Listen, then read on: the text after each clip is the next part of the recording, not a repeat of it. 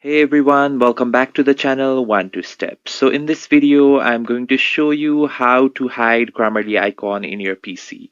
So it's very easy. First of all, you just need to have Grammarly in your PC, or if you don't have, you can just use it from website also. Here in the search bar, just search for grammarly.com. So here I have already logged into Grammarly and also pinned it to the toolbar here in the top. So to remove this, you just need to just click on this and click on the right sign, and you can see here unpin. So you can easily click on this unpin and your icon will be just removed.